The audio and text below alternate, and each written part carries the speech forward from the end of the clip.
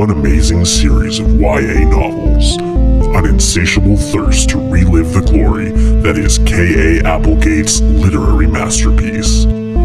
This is Fanimorphs, the Dork-Bajir Chronicles.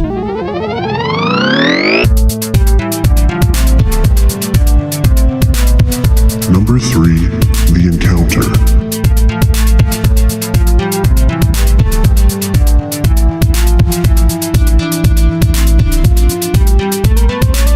This is Fanimorphs, the Dork-Bajir Chronicles. Today we'll be talking about Animorphs number 3, The Encounter. This is Mikhail, the host. This is Tessa, the expert. And this is Braden, the guy who just realized the double entendre present in the term host. Okay, we can talk about that in a bit, but first, let's talk about the book. What happened this time, Braden? Okay, so we open, this is the third book of the Animorphs series called The Encounter. We follow, this time, Tobias, our friendly little hawk boy who became permanently morphed in the very first book into a red-tailed hawk. We open with him and Rachel doing a naughty and freeing this captured red-tailed hawk, a female, from a slimy, used car salesman who uses her like a mascot. The others berate them for this, saying this was incredibly, selfish and risky. And Marco this is it. Yes, this is the one. Marco specifically says that Rachel gets off on the danger. He says that again? I thought he said that in the last book. No, he said it in this one. He said it got in it this mixed one, up yeah. with which book. Oh, okay. I see. Fair enough. Now this is when you just edit in all that stuff we talked about last time about Rachel being... Yeah, this is the part where Getting I off. do hours of work to make up for the mistakes that you guys make. Well, now. Thanks, Mikhail. Okay. Anyway, recap. We open up as they sort of part ways, and Tobias describes his new life as a hawk to us. He describes a void in the sky, an invisible pulse of some sort that he can't identify. We faff around a bit more for no reason, and then later he comes back and we identify it as a invisible ship. And they decide to follow it to the mountains later that day to see what it's up to. And we find a number of Yerk human controllers and Taxons and Dork-Bajir making a full-on military operation, pretending to be park rangers, scattering people away from this large lake. And when then they notice this large camouflaged thing was a ship that the Yerks are using to collect water and air to presumably use in their ships in the atmosphere. Also, pretty strong, presumably, because they just see the air vents and they're like, oh, it's definitely for collecting air. Yeah. It's like, how do you know that? Are you like an alien engineer? You're not alien experts. You don't know what aliens do. No, yeah. These kids are dumb and stupid, and they nearly get themselves killed for this. But it's at this point we run into a bit of, I'd almost say thematic ADD in this book. So while they're planning to sabotage or somehow reveal this giant Yerk collector ship to the world, the idea is that they're going to kidnap it and turn off the cloaking shield while it's above a huge city. Yeah, but they don't do that for most of the book until there are only 15 pages left. Yeah. For the majority of the book, we mostly sort of angst out with Tobias as he fights his hawk body and laments having to eat cooked hamburger and his unsatiable urge to hunt, fly, and fuck hot red tail hawk girls. He wants that red tail. He gets over it, like what I would call like Act 2 of the book. When he gets over it so fast. It's just like, oh, I hunted a rat. Yeah, I hunted a rat. I feel sad about it. Next page. Oh, I'm just hunting rats like nonstop now, like all the time. That's also, I mean, we're jumping around a bit now. It's no longer a recap, but like at the end of the book there, he basically loses his humanity for a good couple, like a good week and a half or so, and just lives as a hawk and doesn't think about being a boy at all because it's too hard for him to, like, at the beginning of the book, he's trying to be a boy. And he's like sleeping in. Maybe we should finish the recap first. I was on a good streak though. I know. You guys both jumped around. Pretty much, there's a long streak of him doing bird things and feeling really shitty about it. Hunting rats. At one point he goes back to the lake, and there's this really like creepy moment where he's just sort of like becoming the hawk, and he describes, oh, I see a predator chasing some prey. It's just how it works. That's how a hawk is. Oh, that prey is a human and the predator is a Dork-Bajir. Do I want to do anything? No. Do I want to do? And he's like struggling with whether he wants to save this human being being hunted by a knife snake. Don't you think that was good though?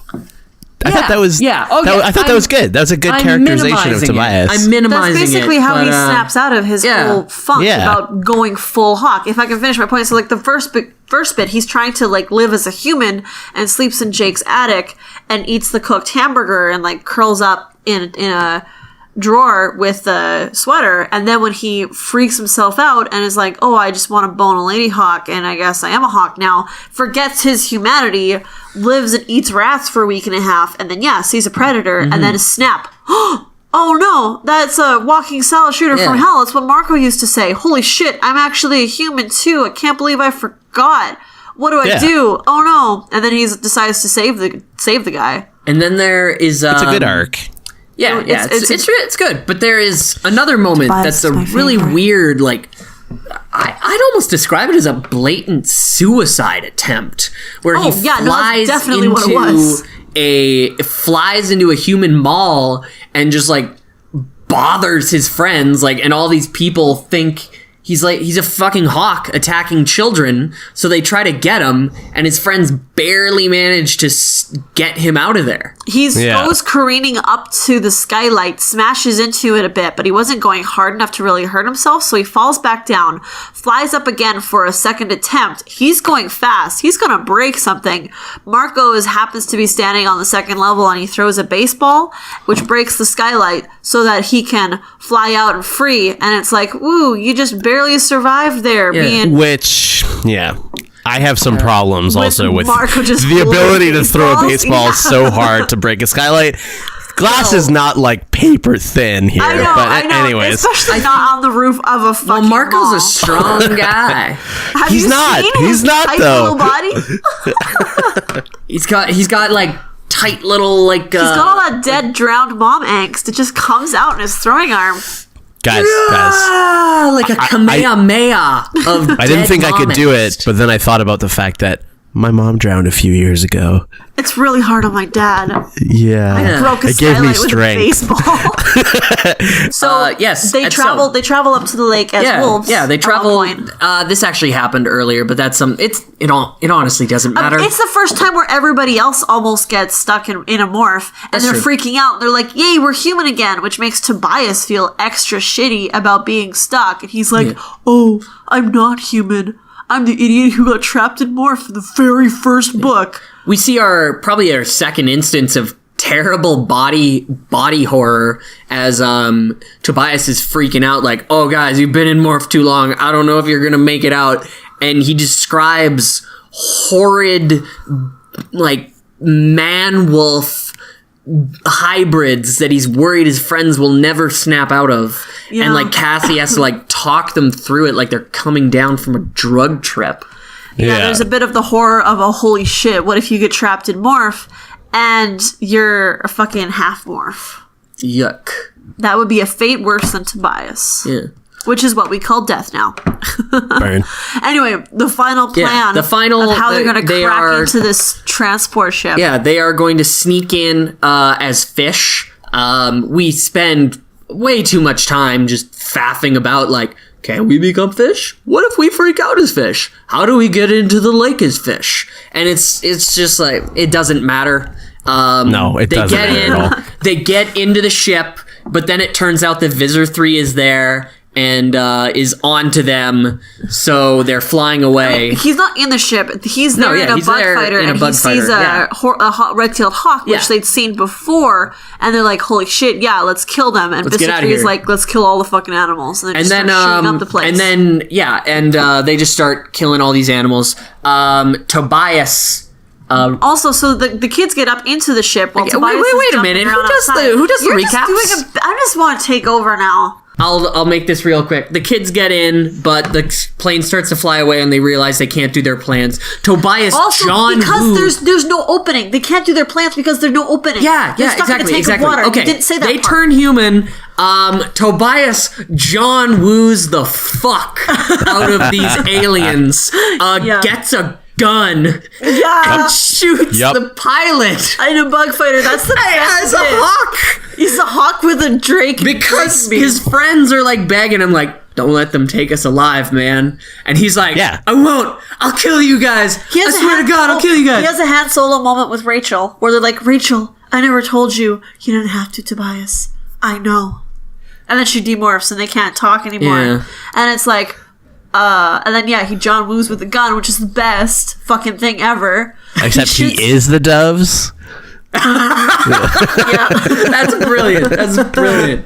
So he blows up the ship, and just a perfect hole forms to pour his friends out from the water holding tank over the forest. We talked about this in book 2, but a bunch of Yeerks are there, and they see kids fall out of the water and then turn into birds. I don't think they do. I mean, they never bring it up, but oh my god, a bunch of Yeerks are there. Wouldn't they? I would think that they would notice because he has hawk eyes. They're not going to notice like this is a million fucking miles up in the air. They're not going to notice a bunch of kids in murky old waters still zipping around. I don't know. And then they kill the Lady Hawk, mistaking it for Tobias. And Tobias's closing monologue includes a very touching little bit about how he is an animal. He realizes that now. He's a hawk. He has to eat living flesh. He cannot... There are a million things he cannot go back to. But he also realizes that he is very human because he wants to find that hawk and he wants to give it a proper burial. And he finds some solace in the fact that hawk urges cannot take away his man needs. So the he wants lines to fuck the Lady Hawk, but he also wants to fuck Rachel?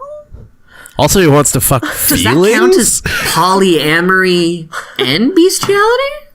Polybestiality. The final line of the book is, be happy for me and for all who fly free. It rhymes.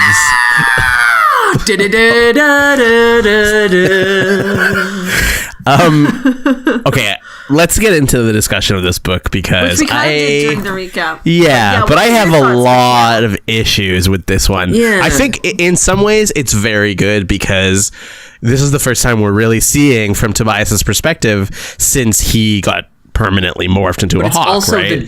I'd say it's probably the driest offering so far. Absolutely. Really? Absolutely. I don't know. I liked it just because it's like, I mean, okay, I love Tobias. He's a sad clown, yes, but he's like the little emo boy of my heart. And as a kid, he used to listen to fucking MCR and Fall Out Boy. Like, I think we would have really got along.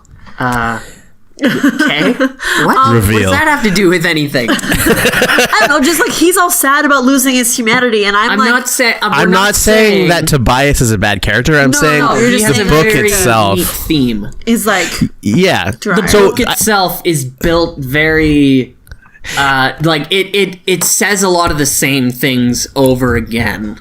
It's a bit odd too, right? Yeah. Because you think to yourself like, okay, we follow the protagonists and they are the hero of that mission usually, right?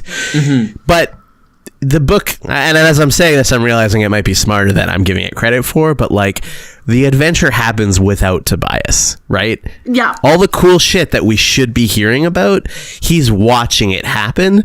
And even the thing where it's like we go into with a fucking alien ship. That's the first time they've been in an alien ship and he's not there. And I'm just realizing it now as I'm talking. It's like that is actually more thematically on point for what I think they're trying to say in this book, which is like he has to live with the fact that he is going to miss out on all this stuff. Yeah, basically he's dealing with feeling useless to the team. Like he can't do anything but do airtime and maybe help keep track of how long they've been in Morph. And then they get stuck as wolves almost. So he can't even do that right. In this way, is Tobias perhaps a stand-in for kids with like physical disabilities, like kids in wheelchairs, kids with crutches and shit, who are like, we're gonna go play some basketball. Oh, right. Wheelchair basketball's real. So he's like, they're not gonna play they're not gonna go buy some wheelchairs and be like, everybody can play wheelchair basketball. Hey, Wheelchairy, the wheelchair kid, you want to play some wheelchair Wheelchairs are expensive, man. So sometimes they fly together, but yeah, most of the time Tobias is left out just because realistically he can't do a lot for the team. He's in the team because he knows what's going on. And because he needs to have some kind of good vibes in his shitty life because God knows his horrible aunt and uncle don't care about him. But yeah, no, he's useless to the team pretty much. And that's what he feels like this whole book. And that's why I feel like he falls so readily into becoming full Hawk for the week and a half because he's just like, I can't take it. My life is too sad. I don't want to do it anymore. I just want to go full animal and bone a Lady Hawk.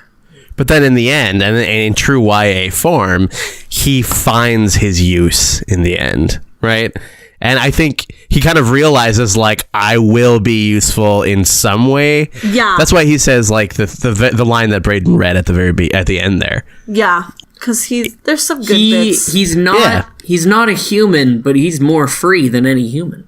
Exactly. He can fly. Mm-hmm. Let's get more into the nitpicky bullshit that we want to have conversations about now, because I have a lot of them. So the biggest one was like where they almost get stuck as wolves. Yeah. They describe it as going through a pretty dense forest, right? To get to the point that they're trying to get to where they're going to morph back into humans and then find a fish. They almost get stuck as wolves, but it's like, you fucking idiots. If you're in a dense forest at an hour and a half, morph out and then morph back into a wolf. Are you insane? They did that in book. I forgot to say that. They did that in book 2. Jake morphed into a flea, and then Vizard 3 is like, it's super important that you keep your eyes out for intruders, guys. Oh, this guy displeased me? Torture him to death. And then that distracts them enough for Jake to turn from a flea into a man, and then a man into a tiger. So it is something they can do. They can do it back to back. They just know that once you get back to human morph after doing a lot of morphs, you are exhausted. So maybe they just wanted to see how far they could get as wolves within the 2 hours, and then take a break as humans before going back into wolf. But yeah, no, they should have just gone right back into wolf. Like, come on, kids. I know you're 14, but man up. I know. Yeah, that was like a big, like, logistical thing that I was like, you fucking idiots. Like, that was just unacceptable. Considering that they were like, oh yeah, we'll go as wolves and then run and then morph into fish, then morph into humans, then morph into battle morphs. It's like, you already had a plan to morph a million times. Just morph once more. Just morph as wolves again. Yeah. I don't know. Do you guys, I have a lot of things to talk about, but did you guys have anything that stuck out to you? Why the hell would the Yeerks need that much water? Yes. I was thinking maybe they make add something. Yeah, I'm thinking they add something to the water to make it Yeerk or cool sludge. Or they drink water.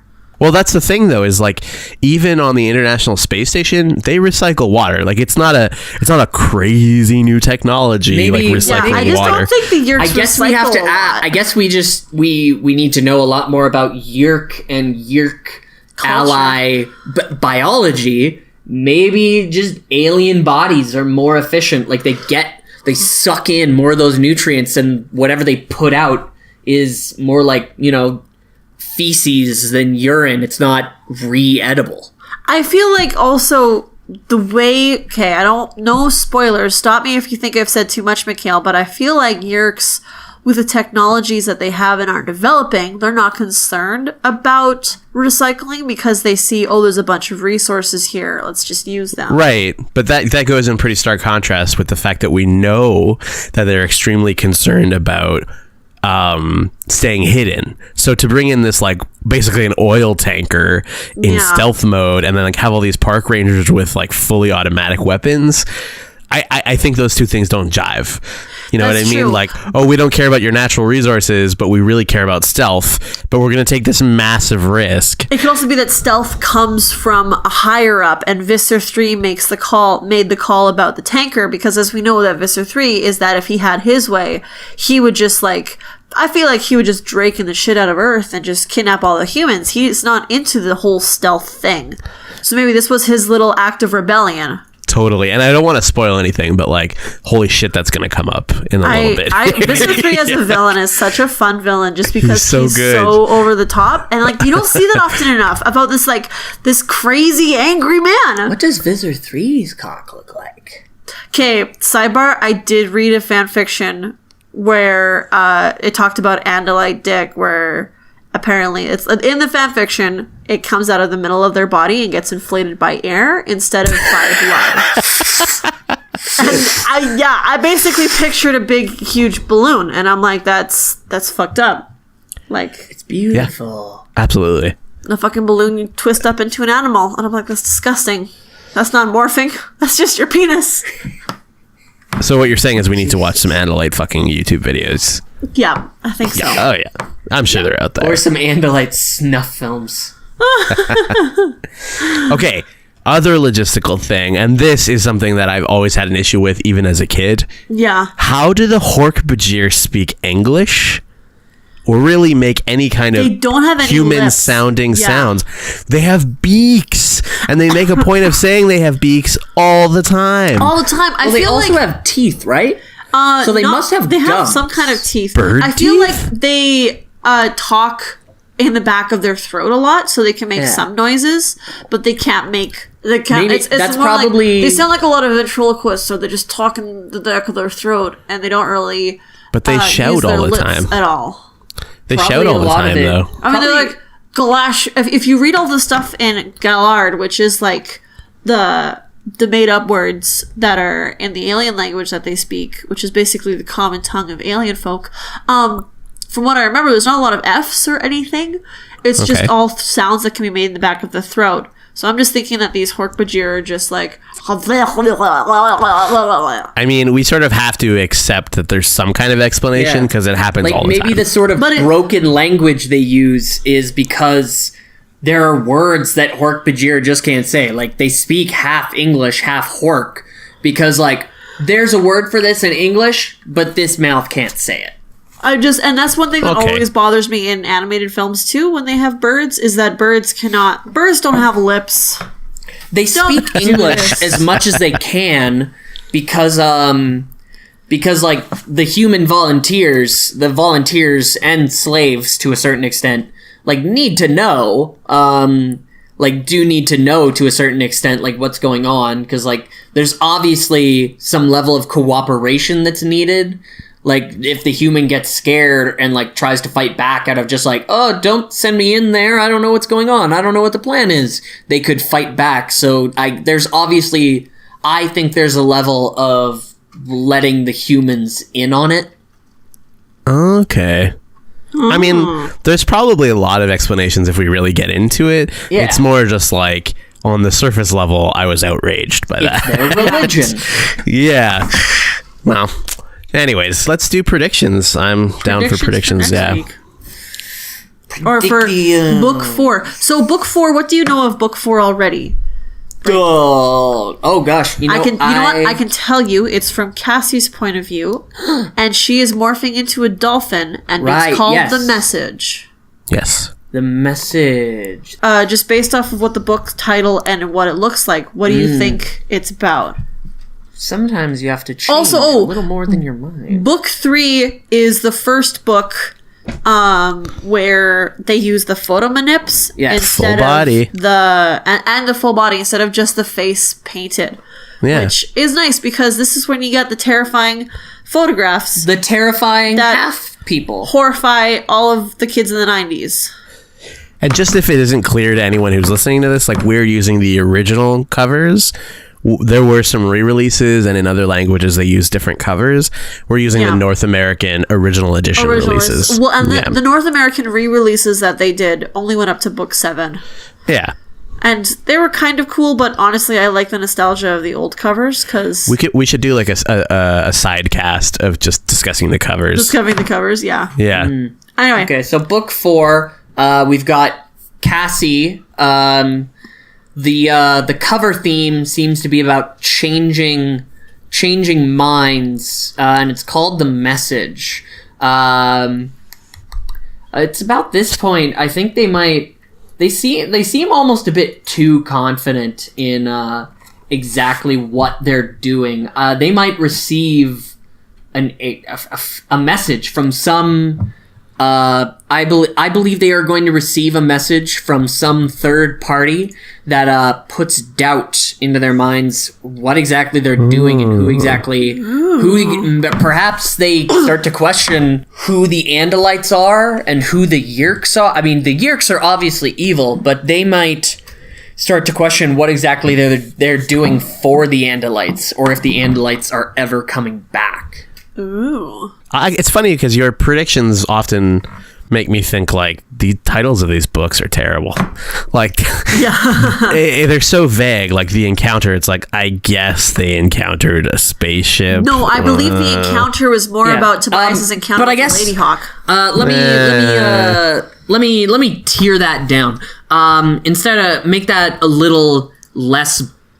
Make this a little more broader. I believe they will receive a message from a third party on Earth that is aware of Yeerk dominion and of themselves. A mysterious third party that, through machinations of their own black ops shit, they have become aware of the Yeerks and the Animorphs and the Andalites, and they will start playing with the idea that maybe they're not 100% alone in this, but they're certainly not being aided. Okay. I like that. I'm curious now to know what you're gonna think of it with that prediction in mind. Once it's done, I know. I'm really excited to hear. Cassie gets a letter from her grandmother. She does not morph the entire book and just spends it reminiscing on how her grandma drowned, and she is very sad. I was gonna say, I think timeline wise, I think book 4 is like, it's been a month into the Yeerk invasion. Yeah. It's or into their knowledge since they got the powers. Yeah. Or like since they get their powers. Yeah, it's been a month. That makes sense. Sometimes the time passes by faster, and sometimes the time passes by quicker. Like sometimes an adventure will be done in a weekend, but I feel like of these 4 books, it's been like about a week. Mm-hmm. Yeah, for totally. all of them. So yeah, we're 1 month into their powers. How will Cassie shape up? She won't. She'll ship the fuck out. I think that just about does it for this episode. That was Animorphs number 3, The Encounter. This has been Mikhail, the host. I've been Tessa, the expert. And I'm Braden, the freshly birthed egg. And this has been Fanimorphs, the Dork-Bajir Chronicles.